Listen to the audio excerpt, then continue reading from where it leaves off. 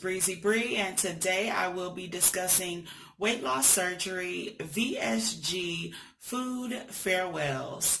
I thank you for subscribing. I thank you for tuning in. It is greatly appreciated. If you have any questions, concerns, or comments, please do so below. All right, let's get to it. So I have done 7,600 steps today so far. It is only 1:30. I am going bowling tonight, so I'm going to work on my strength training tonight. That's going to be fun. Lunar bowling. So anyway, I also have been saying farewell to my favorite foods, and I am not a food discriminator. So there are a vast majority of foods that I love that I no longer can have because of the way they're either prepared or the things that are in them or what they represent to me. So either I have an emotional connection to them, they're just not good or healthy when you're preparing them, or they simply aren't on the real list of things that we should have. Check out green light foods, caution foods, and also the red list that I have about foods to avoid post-op. Those videos are there for you. You can also cut, copy, and paste the items as I receive them from my weight loss surgery nutritionist, and that was my provider who has been helping me with understanding the things that I can and cannot have post-op. So those things are for you. They're free. I'm not going to sell them to you. Information should be free, and that's just me. So as I get it, you're going to get it. So the foods that I have said farewell to, I have done food farewells for McDonald's this morning. I only got an Egg McMuffin, so that's got the Canadian bacon on there, and it comes with the Egg McMuffin, of course, the cheese, the egg. I also got a mocha cafe, and that was absolutely delicious. I am not allowed to have the caffeine, so I said farewell to McDonald's today. Everything on the list for me, except for maybe that little side salad that you might get, is just not, it's just not going to work for me. It's not going to work. Mozzarella sticks have to go, and that's because of the breading, and they're fried. They don't taste good baked, so there's no point in me even trying to imitate something such as that at home or recreating it, because it's not going to taste as good, and I don't even want it.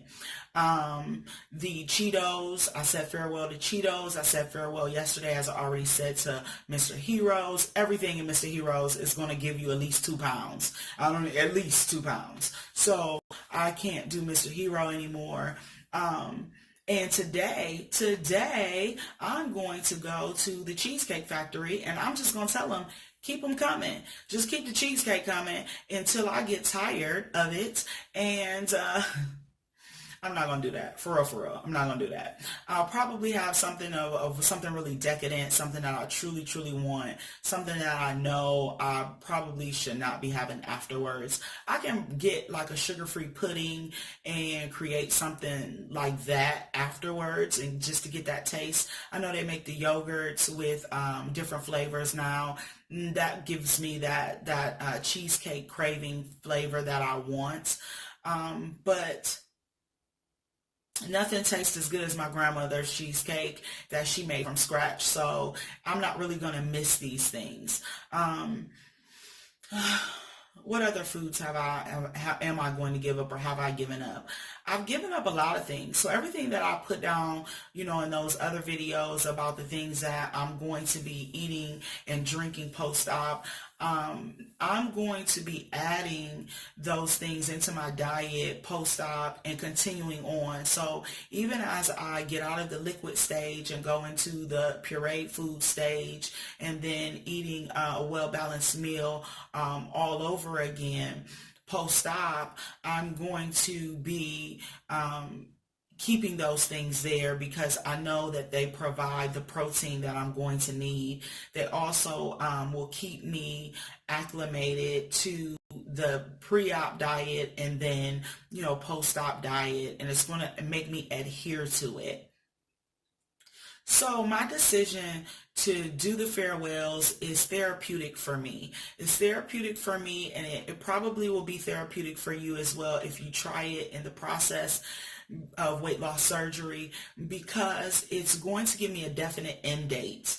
And I feel so much at peace about this decision, about all of the decisions I made in the past, and about my current and future decisions regarding food and regarding my life.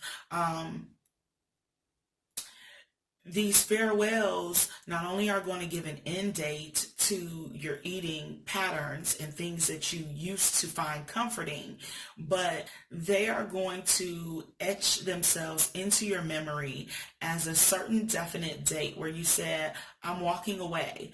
The risks outweigh the benefits for me, and I want to be successful at the surgery. I want to be successful in the future. I want to be successful for the rest of my life. And what I like to do is I like to look at things from a perspective of a chessboard. And I like to, I don't know if you play chess, but all the pieces have different maneuvers or moves that they can perform. I love playing chess. It's an awesome game. And your opponent is always going to try to make you lose, of course, in any game. But in this game in particular, one move sets off the battle, and it can go fast or it can go slow. It doesn't really matter the pace of the loss. It does matter, though, how successful you are at the end. When you count up all your pieces, when you count out, what these pieces do and how valuable they are on the board. And I like to look at things 3 or 4 steps ahead. I want to see if I make this decision or if I make this move, regarding my food choices, regarding my life decisions, what are the outcomes going to be? Am I going to get taken? Am I going to have to retreat? Am I going to have to maneuver my move in another way so that I can come out on top again, so that I can come out winning? And ultimately, I want to be successful with this surgery. I want to win, and I want my body back. And there are some things that the opponent does not want me to obtain again. And I'm on the battlefield for that. I am willing to do that and go all out in order to become successful, retrieve the things that I have lost as a result of my health, as a result of my eating patterns, as a result of things that the opponent has put in my way, obstacles that are preventing me from doing that. So this surgery is a tool, just like all of the other things that have been given to me, given to you, that I passed on. These tools are beneficial for me. So exercise. What I'm going to do exercise-wise is I'm going to focus on my wings. I'm going to focus on my thighs. I'm going to also focus on my shoulders, chest, and back area.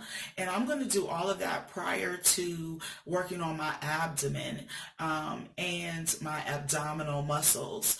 And the reason why is because it usually takes me a little longer to heal from surgeries. I've had a few surgeries in the past on my abdomen, and against the doctor's advice, I went and started working out immediately. And as a result, my incisions came back open. So I'm just advising you, wait till they clear you to actually get up and start doing the exercise, because they mean what they're saying. They're actually right. Go figure.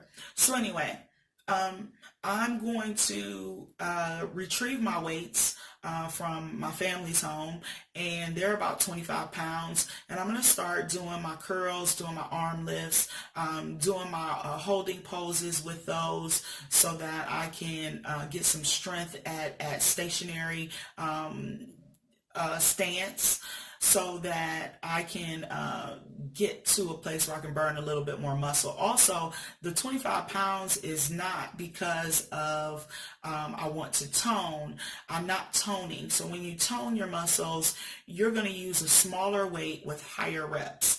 When you're doing strength training and you're doing muscle training, you're building more muscle. and you want to build muscle mass, you increase your weight and you may lower the reps if that's possible for you. However, I actually do all of my weights to exhaustion. So I know it's another technical term for it, but I carry the highest weight that I can actually feasibly, controllably hold and perform the exercise with, and I do that until I can't do it anymore. I can do leg lifts at about 80 pounds. I can do that for 200 reps, and that's because I counted at that particular time. I can do my arms at about the 25-30 pound range, maybe 35, and I can do possibly 50 to 100 of those. So my shoulders, my chest, I just want to make sure everything. Now those items, those I'm going to make sure are toned. And then the back, I'm going all out on the back. I used to have a great back. My back used to look awesome, and I want that back. So that's what I'm going to be doing. I've been increasing my steps every day. I got a Fitbit. It's awesome. You should get one if you can get one. They're really helpful with, maintaining and keeping track of what you're doing throughout the day. Also, when I can get cleared for the abdominal like surgery, the abdominal exercises, I should say, I'm going to be doing planks. I can do a lot of planks probably prior to being cleared, just because I'm just holding my muscles there. I'm not really moving around a lot. But after I get cleared, I'm going to start doing things like scissors, leg lifts,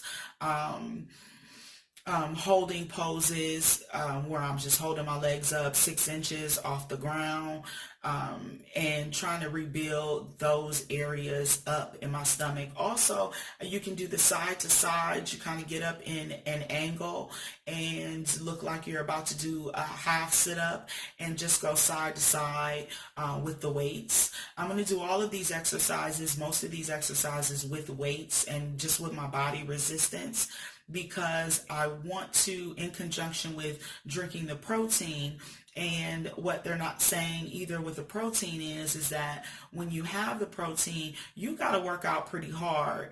They don't mean cardio, they mean weight training. So the protein builds that lean muscle from doing the strength training that you'll be doing, not from the cardio. So it's not going to shed the pounds, just by doing the cardio. It may, but you're going to lose the weight anyway from the surgery itself and not being able to consume as many calories, and then not being able to consume as much food. So that's the purpose of the surgery in a nutshell, and it's just a tool. So I have been figuring that the food farewells are reflective of my eating patterns, my negative behaviors, things that I picked up along the way, and they need to go. And making this logical decision is going to be helpful for me to continue on and be successful. I hope all of this information was very helpful to you, and I hope it benefited you in some way. So thank you for tuning in, and have a great day. Bye.